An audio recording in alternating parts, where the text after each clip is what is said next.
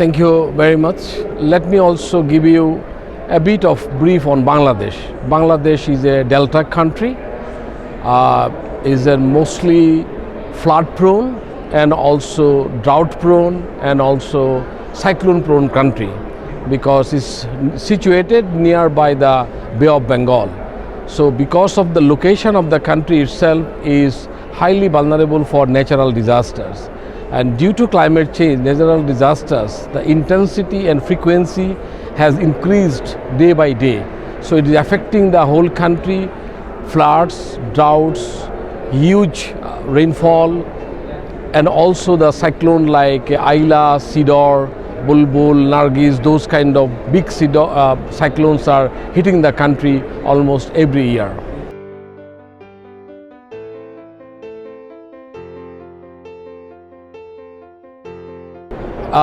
We have 170 million people, very small country, and our per square kilometer population is 1200. So you can well imagine how populated is the country. And our coastline, where the most vulnerable people are live, almost 50 to 60 million people are living around the coastline. These people are really vulnerable. Another area we call Marine Tract, which is a drought prone area, that also very much climate impacted area because of the river erosion and because of the drought. So these are the two areas, one is Marine Tract and another is coastal line, is very much highly vulnerable for the people, those who are living in that area.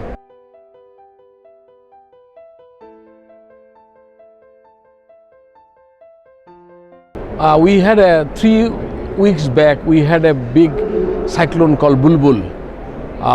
That cyclone hit the coastline of the country, but our preparedness is so high. We have a cyclone shelter near the coastline. We have volunteers who can take the people from the community to the cyclone shelter, and we lost the infrastructure. We lost the road and other things like in school, college and hospital, but we can save our people from the life loss. So there is no life loss, but we had a huge economic loss because of the last immediate cyclone we had called Bulbul.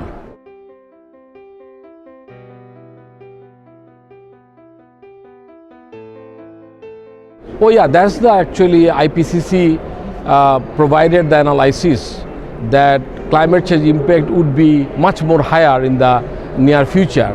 So country like Bangladesh or any small country, island country would be affected severely because of the climate change impact. So Bangladesh is also one of the most vulnerable countries within the context of climate change impact.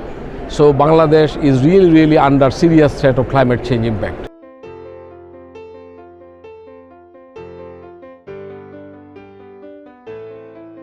Bangladesh government has prepared a strategy called Bangladesh Climate Change Strategy and Action Plan in 2009, and Bangladesh government identified 6 thematic area to work on. One is adaptation, one is knowledge and research, one area is livelihood security and health security. So Bangladesh prepared that strategy and implementing that strategy by creating a national fund called the Bangladesh Climate Change Trust Fund. Government of Bangladesh provided $450 million to that fund in order to take adaptation project. By this time, the government of Bangladesh has taken 720 projects to adapt with the climate change activities.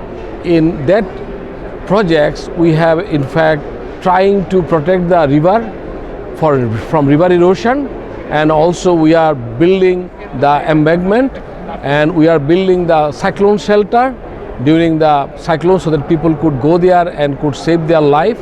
We are also providing support to the agriculturists so that they could develop the climate tolerant variety of seeds of rice and vegetable. So Bangladesh government is doing in multi-pronged areas in order to address the climate change.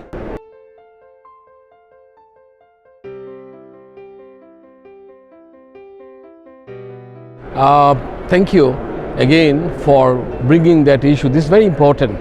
If you look at the historical responsibility the developed country basically destroy the whole world in terms of the climate change issue.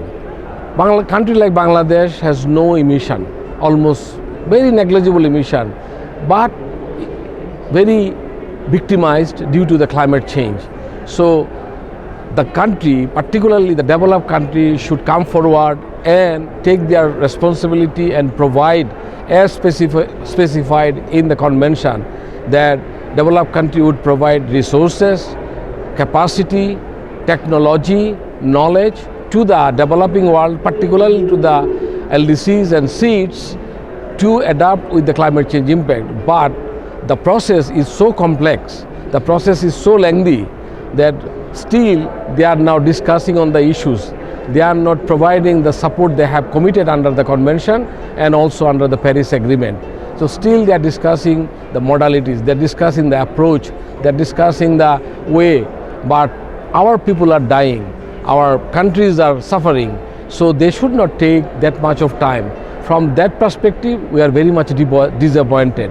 We are frustrated. We want more action on the ground. We want more resources on the ground to address the climate change.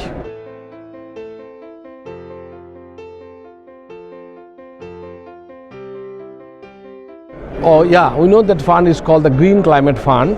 The Green Climate Fund, actually the discussion started in Cancun in 2010, but in Paris Agreement, they actually established that fund. And the discussion was, and the commitment was, that the developed country would mobilize $100 billion by 2020 for that fund. But you won't believe that they have only mobilized $9.7 billion in 2019, and 20 is tomorrow, just tomorrow. So that means they are far behind from their commitment.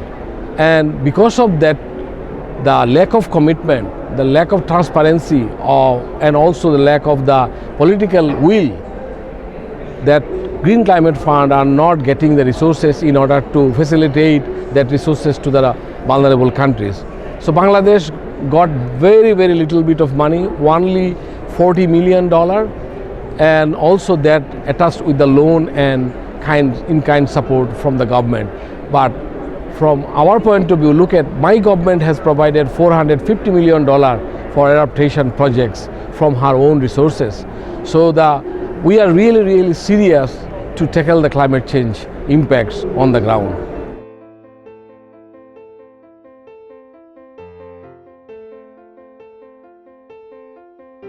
See, there is a two perspective of this thing. One is the way we would like to develop, the way our aspiration is to develop like any developed country by 2041. That's, I think, any nation that have that kind of aspiration and future,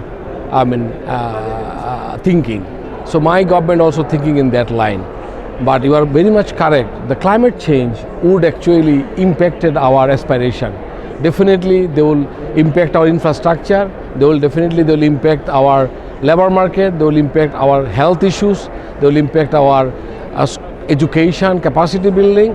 So that's the one area we need to think of it, how to adjust and how to address those issues when we are taking a huge task to become a developed country by 2040.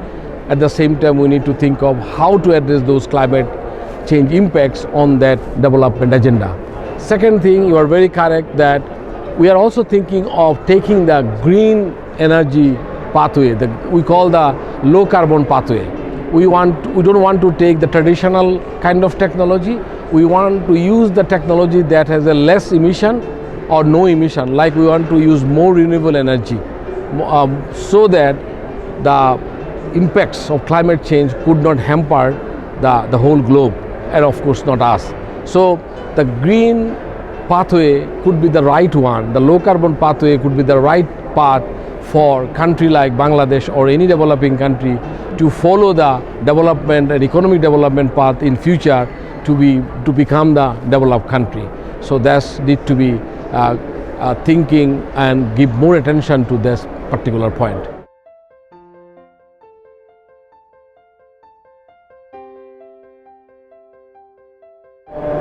In fact, we expected that this COP should have a consensus on long-term finance. They should provide the finance to the Green Climate Fund, what they have committed, that $100 billion by 2020, and from 20 onwards they should provide $100 billion per year. So that must be done and decided this COP with all the approach and modalities they want to see, whatever it is the case, but they must come up with that decision. Second thing, we want to see the issue of adaptation, loss and damage need to be addressed, because the country, those who are suffering the most, should get the preferential treatment. The third one, the whole globe need to be think that we have only one Earth. We don't have an Earth B. So we have to save it from the emissions, because if we are not taking that responsibility as a global community, we couldn't stop the climate change impact. So that's the expectation, and that's we want from this COP.